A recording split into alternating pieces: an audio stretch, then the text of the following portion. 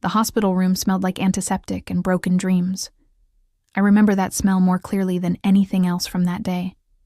How it seemed to cling to my clothes, my hair, my skin, as if grief itself had a scent, and it was determined to follow me home. The fluorescent lights hummed overhead with that particular frequency that makes your teeth ache, and somewhere down the hall, I could hear the distant cry of a healthy baby taking its first breaths. Each wail felt like a knife, twisting deeper into the hollow space where my heart used to be. Maya had been so small, 26 weeks and 3 days. I knew those numbers by heart now, had repeated them to doctors and nurses and well-meaning relatives until they became a mantra of loss. Her tiny fingers had been translucent, like she was made of morning mist and wishful thinking. For 11 days, she had fought in that plastic incubator, her chest rising and falling with the mechanical rhythm of machines that were doing the breathing. Her underdeveloped lungs couldn't manage on their own. I had named her Maya because it meant illusion in Sanskrit. And from the moment I first felt her flutter in my belly at barely 16 weeks, she had felt like a beautiful dream that I was terrified would slip away.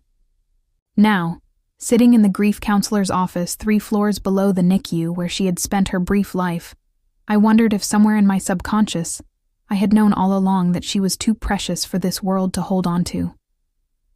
"Mrs. Rodriguez," the counselor was saying, her voice soft and practiced in the art of speaking to shattered people.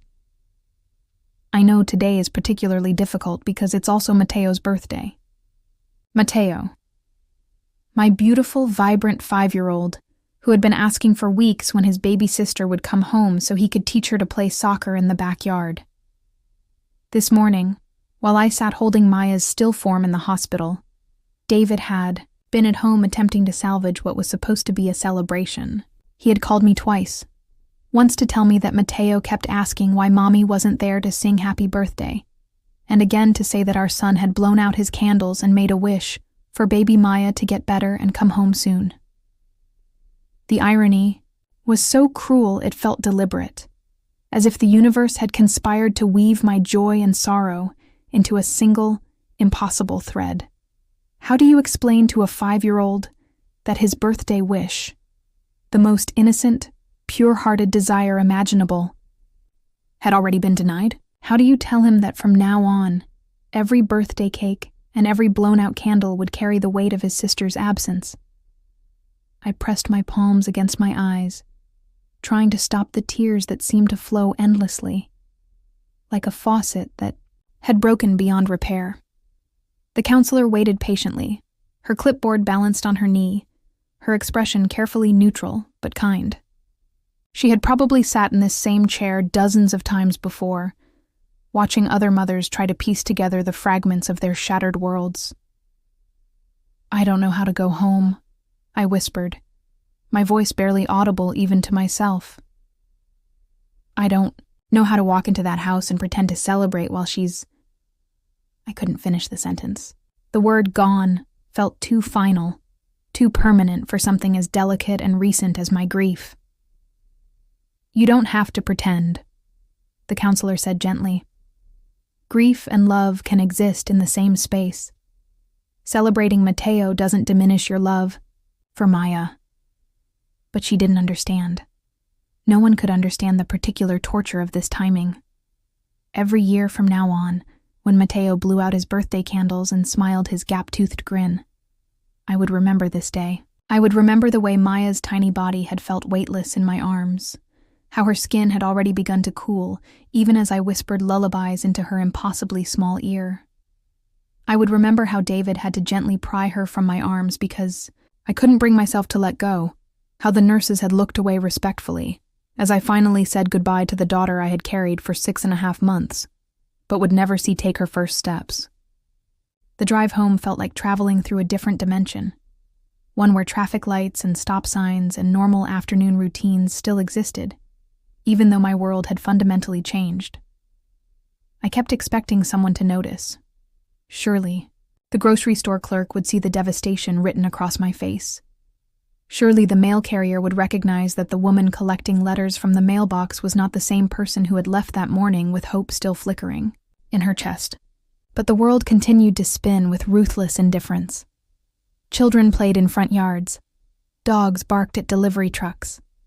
Somewhere, other families were probably gathering around birthday cakes, singing off-key renditions of Happy Birthday, without any awareness that a few miles away, a mother was learning how to breathe in a world that no longer contained her daughter. When I finally pulled into our driveway, I could see David through the living room window, sitting on the floor with Mateo, surrounded by scattered wrapping paper and new toys. They looked like a scene from a catalog. Father and son, golden, afternoon light streaming through the windows, the picture of domestic happiness. For a moment, I couldn't move. How was I supposed to walk into that scene of celebration, carrying this crushing weight of loss? David must have heard my car door slam because he appeared at the front door before I had even reached the porch steps. His eyes were red-rimmed, and I could see that he had been crying too, probably trying to do it quietly so Mateo wouldn't see. We looked at each other across the threshold of our home, two people who had left as parents of two children, and were returning as something different, something broken. "How's our birthday boy?" I managed to ask, though my voice cracked on the last word. "He's been asking for you all day," David said, stepping aside to let me in. "I told him you were taking care of Maya at the hospital. I couldn't." Mateo came running toward me then, his small arms wrapping around my legs with the fierce intensity that only 5-year-olds possess. "Mommy, you missed my cake, but Daddy saved you a piece. Did you bring Maya home? Is she in the car?" I knelt down to his eye level, my heart breaking all over again at the innocent hope in his dark eyes. This was the moment I had been dreading most, not the medical terminology or the funeral arrangements or the sympathy cards that would arrive in the coming days.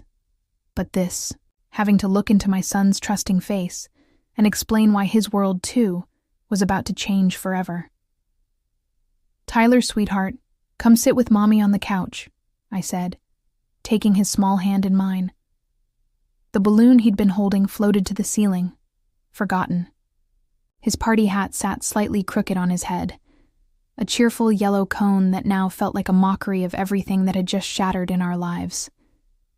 He climbed up beside me, still bouncing slightly with birthday excitement, completely unaware that the next few minutes would divide his childhood into before and after.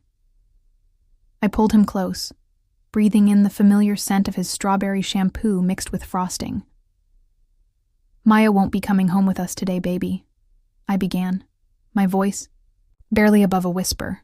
She was very, very sick, and the doctors couldn't make her better. Tyler's face scrunched up in confusion. "But babies get better, like when I had that cough and you gave me the purple medicine." My heart was disintegrating piece by piece. "This was different, Tyler.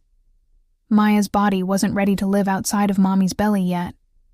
She was too little, and her lungs couldn't work the way they needed to." I watched as understanding slowly dawned in his eyes, the way a shadow moves across a sunny field. His lower lip began to tremble. "You mean she's not coming home ever?" "No, sweetheart. She's not coming home."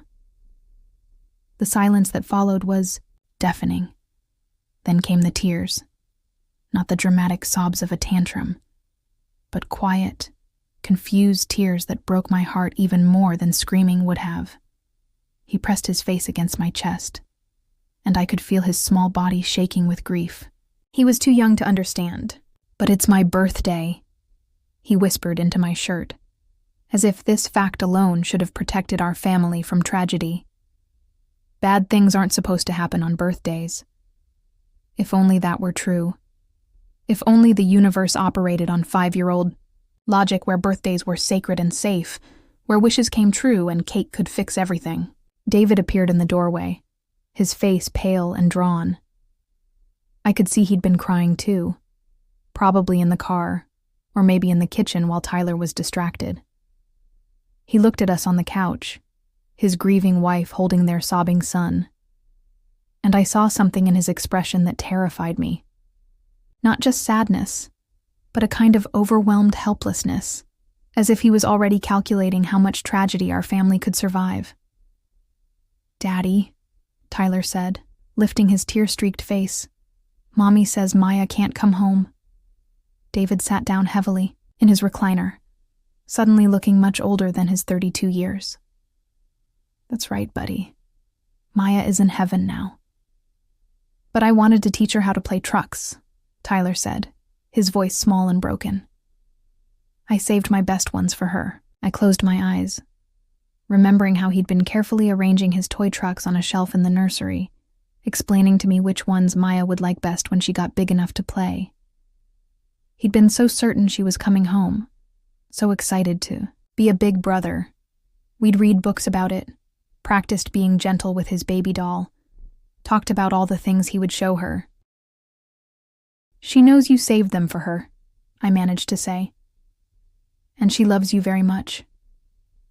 Tyler was quiet for a long moment, processing this in the way children do, accepting the impossible because adults have said it's true, even when it makes no sense. Will we still have my birthday party? The question hit me like a physical blow. Of course he would ask that. He was 5 years old. His grandmother had spent the morning blowing up balloons and hanging streamers. There was a Batman, cake in the kitchen, and presents waiting to be opened. His little friends were probably getting ready to come over. David and I looked at each other across the room, having an entire conversation without words. How do you celebrate a birthday on the day your daughter dies? How do you sing happy birthday when your heart is shattered? How do you pretend to be happy for wrapped presents when the only gift you wanted, your daughter's life, has been denied? But Tyler was watching us with those trusting eyes, waiting for us to make sense of his world again. He'd already lost his sister today. We couldn't let him lose his birthday too. Yes, I said, surprised by the steadiness in my voice. We'll still have your party. David nodded, though I could see the effort it cost him. Grandma's probably wondering where we are. Should we go see about that cake? Tyler's face brightened just a little, the resilience of childhood beginning to assert itself. But as we walked toward the kitchen, he slipped his hand into mine and said quietly, I'm going to make a wish for Maya when I blow out my candles. I squeezed his hand, unable to speak. Behind us, I could hear David making phone calls to his mother, explaining why we'd been gone so long, trying to keep his voice steady. To my parents, who would drop everything and drive the 3 hours to be here. To friends who would need to know before they heard it from someone else. The kitchen still smelled like vanilla cake and hope. Tyler's grandmother had outdone herself. Batman decorations everywhere, a perfectly frosted cake with 5 bright candles waiting to be lit. She took one look at our faces and immediately understood. Without a word, she wrapped Tyler in her arms and then pulled David and me into the embrace as well. I'm so sorry, she whispered, and I could hear her crying softly. The next few hours passed in a surreal blur. Friends and family arrived, their faces shifting from party excitement to shocked sympathy when they learned what had happened. Some people left immediately, unsure how to navigate celebration and grief in the same space. Others stayed, instinctively, understanding that Tyler needed this normalcy, this anchor to childhood joy on the darkest day of our lives. We sang Happy Birthday with voices that cracked on the high notes. Tyler blew out his candles with the serious concentration of someone making the most important wish of his life. We watched him open presents with the dedication of a boy trying very hard to be happy for everyone's sake. But underneath it all was the constant ache, the awareness that Maya should have been here too, that this should have been a double celebration. Tyler's 5th birthday, and his baby sister coming home from the hospital. Instead, it became the day that would forever link joy and sorrow in our family's story. The day when Tyler learned that birthdays couldn't protect you from heartbreak, and I learned that a mother's love isn't always enough to keep her children safe. As the last guest left and we cleaned up the remnants of the party, Tyler fell asleep on the couch, exhausted from the emotional weight of the day. David and I sat in the quiet kitchen, surrounded by Batman plates and deflated balloons, not knowing what to say to each other. The silence felt dangerous, filled with all the things we couldn't yet voice, blame and guilt, and the terrible fear that our marriage might not survive this. "What do we do now?" David finally asked. I looked at our sleeping son, at the birthday cake with one piece missing, at the hospital bracelet still on my wrist that read, Maya Rose Miller, 7:15. In 12 hours, everything we thought we knew about our future had been rewritten. "I don't know," I whispered. "I don't know anything anymore." The days that followed existed in a strange, muffled haze, as if someone had wrapped the entire world in cotton batting.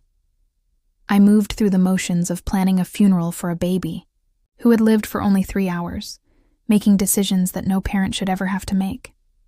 Pink roses or white lilies, a closed casket or open. The funeral director spoke in hushed, practiced tones about celebrating her brief life and finding peace in knowing she's no longer suffering. But his words felt like they were coming from underwater. David threw himself into the logistics with an intensity that frightened me. He spent hours on the phone with the insurance company, arguing about coverage for premature births and NICU stays. He researched burial plots and met with the pastor and handled all the paperwork with the efficiency of someone who needed concrete tasks to keep from falling apart. I watched him from across our kitchen table, noting how his shoulders had taken on a permanent hunch, how he couldn't seem to sit still for more than a few minutes at a time. "The service is set for Thursday at 2, he told me one evening, not looking up from the folder of documents he'd been organizing. "My parents will fly in Wednesday night. Your mom said she'll take Tyler to the park during the service if you think that's best." I nodded, though I wasn't sure what was best about any of this. Tyler had been asking questions constantly since that first night. Where was Maya now? Why couldn't the doctors fix her? When would she come back? Each question felt like a small knife twisting in my chest, not because he was asking them, but because I had no good answers. How do you explain to a 5-year-old that sometimes bad things just happen? That sometimes people die for no reason that makes sense? The worst part was watching how he blamed himself. Despite all our careful explanations, Tyler had somehow concluded that Maya died because he had wanted her to come on his birthday. I made a wish when I blew out my candles. He confessed to me on the second night, curled up in our bed between David and me. I wished for her to come home so we could have cake together, but I think I wished too hard and it broke her. I held him close, breathing in the familiar scent of his strawberry shampoo, and tried to find words that would ease his 5-year-old logic. "Oh, sweetheart, wishes don't work that way. Maya was already very sick before you made your wish. Your love for her didn't hurt her. It was the most beautiful gift you could have given her." But even as I spoke the words, I wondered if I believed them myself. Because if Tyler's birthday wish hadn't caused this, then what had? Was it something I did? Something I didn't do? The doctors had used words like underdeveloped lungs and complications from prematurity, but I kept replaying every moment of my pregnancy, searching for the mistake I must have made. Friends and family began to arrive with casseroles and flowers and awkward condolences. My sister Sarah drove down from Portland with her 2 kids, filling our house with a kind of bustling energy that felt both comforting and overwhelming. She took charge of feeding everyone and answering the phone and making sure Tyler had someone to play with. But I could see the worry in her eyes when she looked at me. "You need to eat something," she said one afternoon, setting a plate of her homemade lasagna in front of me. "You've lost too much weight already." I stared at the food, trying to remember the last time I'd felt hungry. Everything tasted like cardboard, and my stomach seemed to have shrunk to the size of a walnut. "I can't," I said simply. Sarah sat down across from me, her expression shifting from concern to something more direct. "Emma, I know this is the hardest thing you'll ever go through. But Tyler needs you to take care of yourself. David needs you to take care of yourself." I wanted to tell her that taking care of myself felt like a betrayal somehow, like I was moving on when Maya couldn't. How could I eat lasagna and worry about my weight when my daughter was lying in a tiny casket at the funeral home? How could I think about anything except the fact that she had died on what should have been the happiest day of our family's year? The night before the funeral, I found myself alone in Maya's nursery for the first time since we'd brought her home from the hospital. David had finished it while I was on bed rest. Pale yellow walls with hand-painted butterflies, a white crib with a mobile of dancing stars, a rocking chair positioned perfectly by the window to catch the morning light. Everything was exactly as we'd left it, waiting for a baby who would never sleep here. I sat in the rocking chair and let myself cry the way I hadn't been able to since that first night. Deep, ugly sobs that seemed to come from somewhere I didn't know existed inside me. I cried for Maya, for the life she would never live and the woman she would never become. I cried for Tyler, who would now forever associate his birthday with loss. I cried for David and me, and for the way grief was already building walls between us that we didn't know how to climb over. But mostly, I cried because I was angry. Angrier than I had ever been in my life. Angry at God. Angry at fate. Angry at all the women in my playgroup who got to take their healthy babies home while mine died after 3 hours. I was angry at the unfairness of it all, at the way the world kept spinning when it should have stopped to acknowledge that Maya Rose Miller had existed, had mattered, had been loved beyond measure in her brief time with us. David found me there, sometime after midnight, still rocking in the empty chair. He didn't say anything, just knelt beside me and put his head in my lap while I stroked his hair. We stayed like that until dawn, not talking, just breathing together in the room that would never hold our daughter. The weeks that followed blurred together in a haze of well-meaning casseroles and awkward silences. People didn't know what to say to parents who had lost a child, especially when that child had lived for such a brief time. Some avoided us entirely, as if grief might be contagious. Others offered empty platitudes that felt like paper cuts against raw skin. "She's in a better place now," my neighbor Mrs. Henderson said while dropping off a tuna noodle casserole. I wanted to scream that the better place was here in my arms, breathing against my chest. Instead, I smiled tightly and thanked her for the food that would sit untouched in our refrigerator until David quietly threw it away. The hardest part wasn't the big moments. It was the small ones.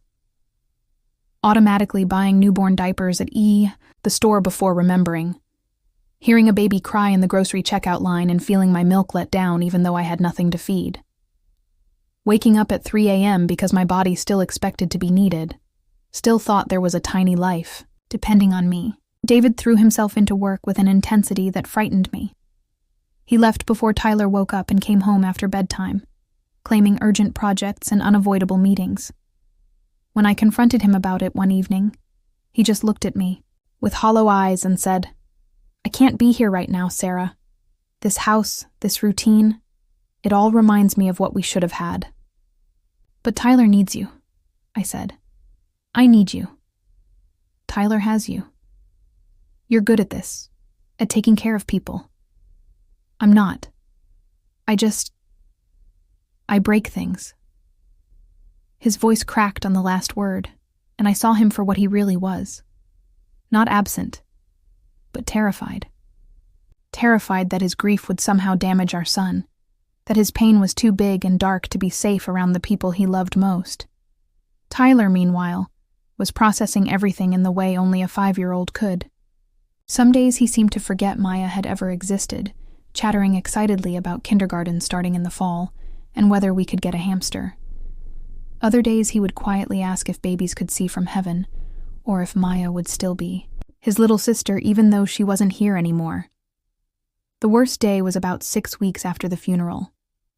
Tyler came into the kitchen while I was mechanically making his lunch, the same peanut butter and jelly sandwich I'd made hundreds of times before.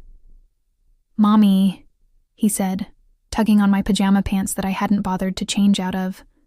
"My friend, Jake asked me why my baby sister died on my birthday. He said his mom said it was very sad timing." I stopped mid-motion, the butter knife suspended over the bread. I had been dreading this conversation, knowing that eventually Tyler would understand the cruel coincidence of dates. the way joy and sorrow had become forever intertwined in our family calendar. "What did you tell Jake?" I asked carefully, kneeling, down to his eye level. "I told him that maybe Maya wanted to make sure I never forgot her birthday," Tyler said, with the kind of innocent wisdom that made my chest ache. Like maybe she knew I might forget other days, but I would always remember July 15th because it's my special day too. I pulled him into my arms and held him while I cried into his soft hair. This beautiful, intuitive child had found meaning where I had only seen cruelty. He had turned the worst coincidence of our lives into something almost sacred, a shared celebration that connected him to his sister across the impossible divide of life and death. But even Tyler's wisdom couldn't fix the growing cracks in our foundation. David started staying later at work. I started sleeping in Maya's room more often than our bedroom. We moved around each other like ghosts, sharing the same space, but living in separate worlds of grief. The breaking point came in September, when Tyler's kindergarten teacher called to express concern about his behavior. He had been telling his classmates elaborate stories about his baby sister, stories where Maya was still alive, where she came to visit him at night, where she would be starting preschool next year. "It's normal for children to engage in fantasy as a way of processing loss," Mrs. Patterson explained gently over the phone. "But I wanted you to be aware, in case you felt it was something that needed to be addressed." That night, after Tyler was asleep, David and I had our first real conversation in months. We sat at the kitchen table with cold coffee between us, and I told him about the phone call. "Maybe we need help," I said finally. "All of us." David nodded slowly. "I keep thinking I should be stronger than this, that I should be able to handle losing her without falling apart." "You think I'm handling it?" I laughed bitterly. "I'm barely functioning, David. I wear the same pajamas for days. I forget to eat unless Tyler reminds me. I sit in her room and imagine conversations with a baby who lived for 6 hours. We're both drowning." He reached across the table and took my hand, the first time he had touched me with intention since that night in the hospital. His fingers were cold, but they were real, and they were there. "I miss you," he whispered. "I miss me too," I replied. That was the night we decided to try grief counseling, both individual and family sessions. It felt like admitting defeat, like acknowledging that our love for each other wasn't strong enough to carry us through this. But Tyler deserved parents who could function, who could help him navigate this loss without losing themselves completely. The first session was brutal. Sitting in Dr. Chen's office, trying to articulate the depth of our pain to a stranger, felt like performing surgery without anesthesia. But she listened without judgment, asked questions that made us think rather than just react, and slowly began to help us understand that grief wasn't something to overcome. It was something to carry. "Maya will always be part of your family," she told us during one session. "The goal isn't to get over losing her. The goal is to learn how to honor her memory while still fully living your lives." It sounded impossible at the time. How could we fully live when a piece of our family was missing? How could we find joy again, when joy had been so brutally interrupted? But slowly, very slowly, we began to find our way back to each other. David started coming home for dinner. I started getting dressed in real clothes. Tyler's stories about Maya became less about her being secretly alive and more about missing her and wanting to make her proud. Still, July 15th loomed like a storm cloud on the horizon. Tyler's 6th birthday was approaching, and none of us knew how to face it. The weeks leading up to July 15th felt like walking toward an execution. Tyler had been asking about his birthday, planned since May, his 6-year-old excitement untainted by the calendar's cruel symmetry. How do you explain to a child that his birthday has become the anniversary of his sister's death? How do you celebrate when the same date marks both joy and devastation? David and I lay awake nights, whispering about what to do. Cancel the party? Pretend it was just another birthday? Move the celebration to another day? Every option felt like a betrayal. To Tyler's innocence, to Maya's memory, to our own raw hearts that still bled at the sight of premature baby clothes in store windows. Maybe we should just leave, David suggested one night in early July. Take Tyler somewhere far away, Disneyland or something. Make it so different that it doesn't feel like the same day. But something in me rebelled against that idea. Running away felt like abandoning Maya all over again. July 15th was hers too. In a way, she had existed on that day, had been born on that day, had died on that day. To erase it completely felt like erasing her. Tyler, oblivious to our agonizing, chattered about wanting a superhero party. Maya would have loved superheroes. He announced one evening while playing with his action figures. She would have been Wonder Woman because she was really strong, even though she was little. That's when it hit me. Tyler wasn't trying to forget Maya or replace her memory with birthday joy. He was naturally weaving her into his celebration, making space for both his happiness and his love for his sister. Maybe we were the ones making this harder than it had to be. What if, I said to David that night, we don't try to choose between celebrating Tyler and remembering Maya? What if we do both? The idea terrified and comforted me in equal measure. We decided to have Tyler's party, but we would also light a candle for Maya. We would sing happy birthday to Tyler, and then have a moment of silence for his sister. We would let the day hold both joy and sadness, just like our family now had to hold both Tyler's presence and Maya's absence. As July 15th dawned, I woke with that familiar knot of dread in my stomach. But there was something else too. A tiny seed of anticipation. Tyler bounced into our room at 6 a.m., as he had every birthday morning since he could walk, shouting, "It's my birthday! I'm 6.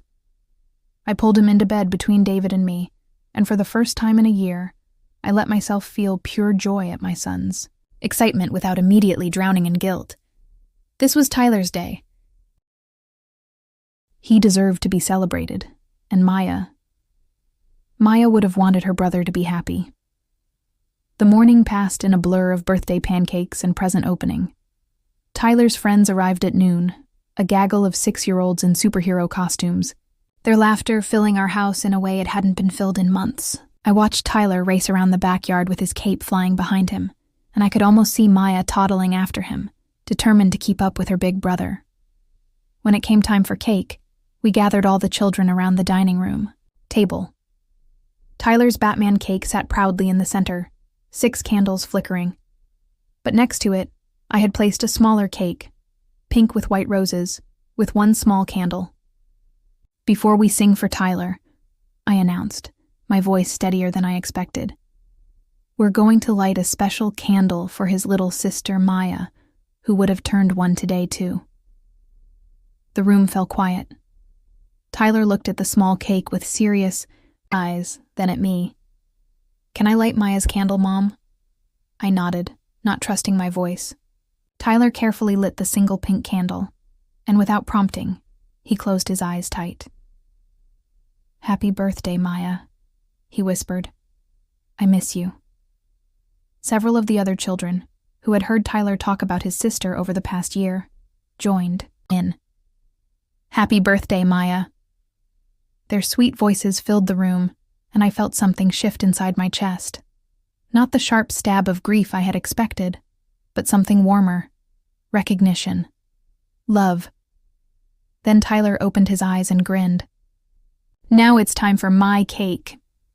We sang Happy Birthday with gusto, Tyler blowing out his 6 candles with dramatic flair.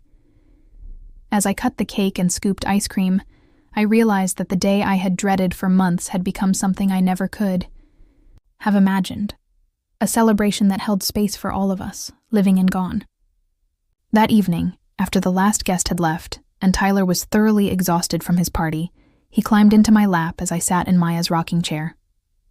"Mom," he said sleepily, "I think Maya liked my party." "What makes you think that?" I asked. "Because when I made my wish, I felt happy and sad at the same time, and that's how I feel when I think about Maya. Happy because she's my sister, and sad because she's not here. So I think she was here a little bit. I held my son close, breathing in the scent of his sweaty hair and birthday cake, and I realized he had put into words what I had been struggling to understand for a year. Love doesn't disappear when someone dies. It doesn't get replaced by grief. It lives alongside grief, sometimes quietly, sometimes boldly, but always there. That night, David and I sat on our back porch, exhausted but somehow lighter than we had felt in months. "We did it," David said simply. "We did," I agreed. "And it was hard and beautiful," he finished. "Both," I nodded. For the first time, since Maya died, July 15th felt like it belonged to our whole family again. Tyler, Maya, David, and me. It would always be complicated, this date that held both our greatest joy and our deepest sorrow. But maybe that was okay. Maybe that was how love worked when loss carved new shapes in your heart. Tyler was right. Maya had been there, in the laughter and the tears, in the memory and the hope, in the birthday candles and the whispered wishes. She would always be there, woven into the fabric of our family's story, part of every celebration and every ordinary. Tuesday carried in our hearts until we could hold her again. The months that followed Tyler's 6th birthday unfolded like a slow exhale. It wasn't that the grief disappeared. It never would. But it began to settle into a different shape, one that didn't consume quite so much of our oxygen. I started to understand what my grief counselor had meant when she said that healing wasn't about getting over loss, but about learning to carry it differently. David and I began talking again. Really talking. Not just the functional exchanges about groceries and bills that had sustained us through the worst months. We talked about Maya, about our dreams for her, about the way Tyler sometimes tilted his head exactly like she had during those precious days. We talked about our fears. Would we ever feel safe being happy again? Would Tyler remember her as he grew older? How do you parent a living child while mourning a dead one? Tyler, meanwhile, seemed to find his own way of integrating Maya into his understanding of the world. He started drawing pictures of our family that included a small figure with wings hovering above us. When I asked him about it, he shrugged with the matter-of-fact wisdom that only children possess. "Maya can't play with us anymore, but she can still watch us play," he said. "She likes to see me ride my bike really fast." I began volunteering at the NICU where Maya had spent her brief life. At first, David worried it would be too painful, but I found the opposite was true. Holding other people's fragile babies, supporting other terrified parents through those endless hours of hope and fear, gave me a sense of purpose that had been missing since Maya's death. I wasn't trying to replace her or fill the hole she left. Nothing could do that. But I was learning to pour my mother love somewhere it could make a difference. The NICU staff remembered Maya, remembered me sitting in that rocking chair hour after hour, my finger tracing the delicate curves of her ear while machines breathed for her. Dr. Martinez, the neonatologist who had been with us at the end, told me something that stayed with me. Some babies come to teach us about love in its purest form. Maya did that. She showed you what it means to love completely, without conditions, without guarantees. That's not something you lose when you lose her. On a crisp October afternoon, Tyler and I were raking leaves in the backyard when he suddenly stopped and looked at me with those serious eyes that reminded me so much of his father. "Mom," he said, "I think Maya would like our new traditions." I set down my rake. "What traditions do you mean, sweetheart?" "Like how we light the candle for her every Sunday at dinner, and how we always save her a piece of birthday cake, and how you go help the other babies at the hospital." He paused, then added with the devastating honesty of childhood, "I think she's proud of us for not forgetting how to be happy." Not forgetting how to be happy. When had my 6-year-old become so wise? That night, after Tyler was asleep, I found myself standing in Maya's room, which we had finally stopped calling Maya's room and started calling the memory room. We had transformed it slowly, gently, into a space that honored her without imprisoning us in our grief. Her crib was gone, replaced by a comfortable chair where I sometimes sat to think or pray. The walls held photos of our family, including the precious few we had of Maya, alongside some of Tyler's artwork and some poems I had written during the darkest months. On a small shelf sat a music box that played Twinkle, Twinkle, Little Star, the song I used to hum to Maya during those NICU nights. I wound it up and let the familiar melody fill the room, but for the first time in over a year, it didn't make me cry. Instead, it made me smile, remembering not the machines and the fear, but the weight of her tiny hand wrapped around my finger, the way her eyes would flutter open when she heard my voice. David found me there, just as he had so many times before, but this time I wasn't drowning in sorrow. "Penny for your thoughts," he said, settling into the chair beside me. I was thinking about what Tyler said today, about Maya being proud of us for not forgetting how to be happy. I leaned into his shoulder, feeling the solid warmth of him. "Do you think he's right?" David was quiet for a long moment, considering. "I think Maya's gift to us wasn't just the love we got to share with her, but the love we learned we were capable of. That doesn't diminish when she's not here to receive it directly. It grows. It spreads to Tyler, to each other, to the families you help at the hospital." I thought about the young mother I had sat with just that week, whose 28-week-old son was fighting for his life. I thought about how I had been able to hold her hand and mean it when I told her that no matter what happened, the love she was pouring into her son mattered, that it changed both of them, that it was never wasted. "I used to think July 15th was cursed," I said. "I used to think God was cruel for letting Tyler's birthday become the day Maya died. And now?" I considered this, watching the shadows dance on the walls as cars passed by outside. "Now I think maybe it's perfect. Painful, but perfect. Birth. And death, joy, and sorrow, all woven together on the same day. Tyler gets to carry both with him always, the celebration of his own life and the precious memory of his sister's.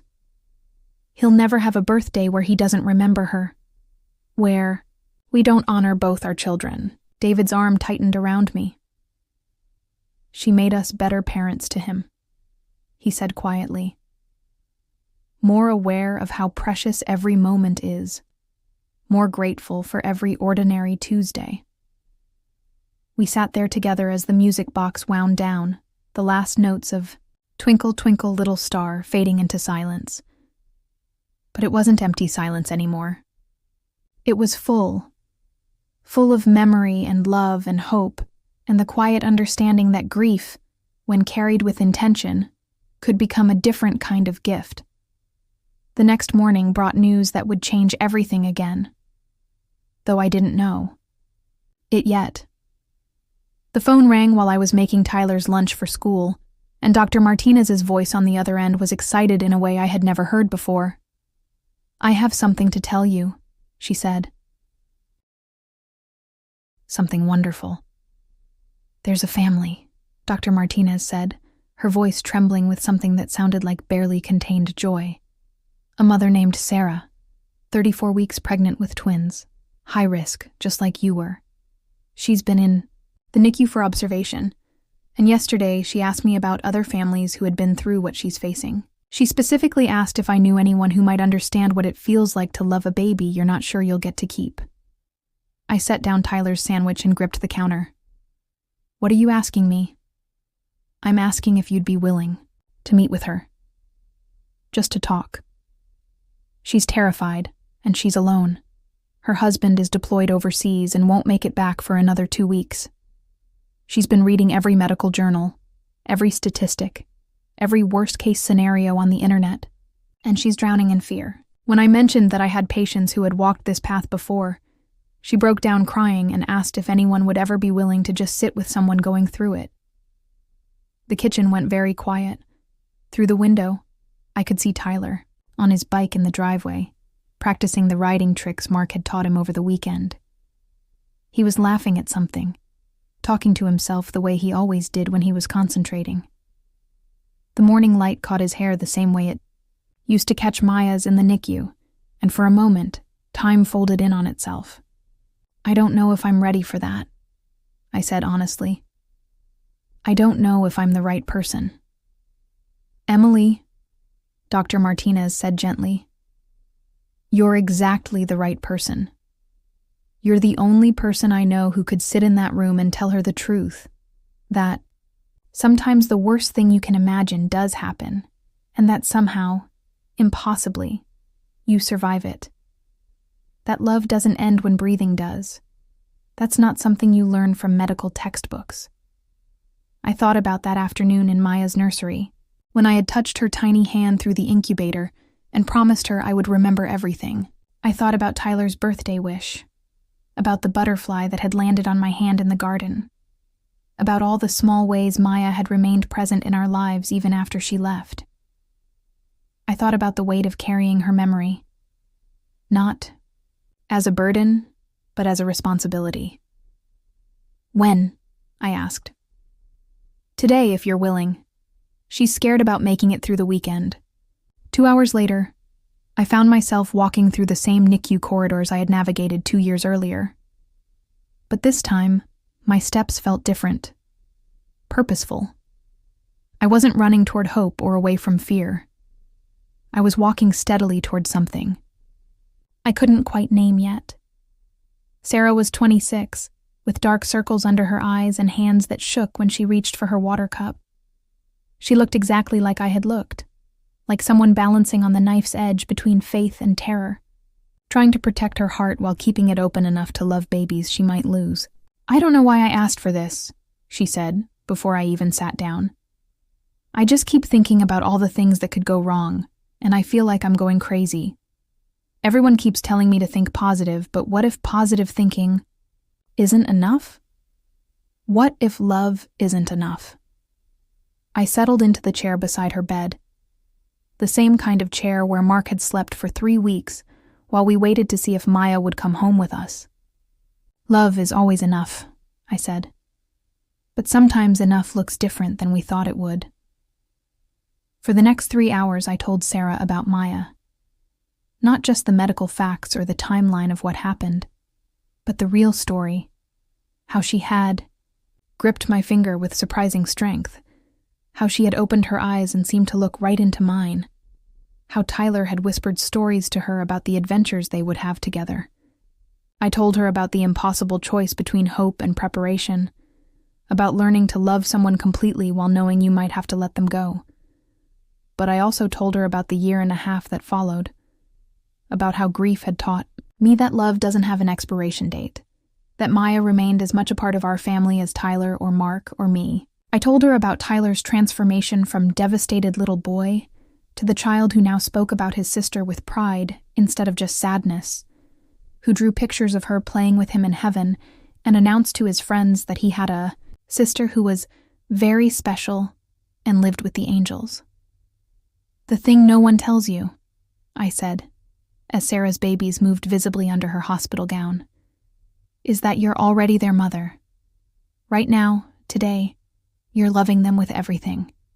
You have, and that love is real and complete whether they're here for days or decades. No one can take that away from you. No outcome can make that love worth less." Sarah cried then, the kind of tears that come from finally hearing someone say out loud what your heart already knows. "I just want them to know they're wanted," she whispered. "They know," I said with absolute certainty. "Trust me, they know." When I left the hospital that afternoon, something had shifted inside me. The pain of losing Maya hadn't disappeared. I knew it never would. But it had transformed into something I could carry forward instead of just bear. Dr. Martinez caught me in the hallway and told me that Sarah's blood pressure had dropped for the first time in weeks after our conversation, that she was finally sleeping peacefully. "Would you be interested in doing this more formally?" she asked. "We've been talking about starting a support program for high-risk pregnancies. peer counseling, family support, that kind of thing. It would mean training, certification, working, with other families going through what you went through. I thought about Maya's hand in mine, about the promise I had made to remember everything.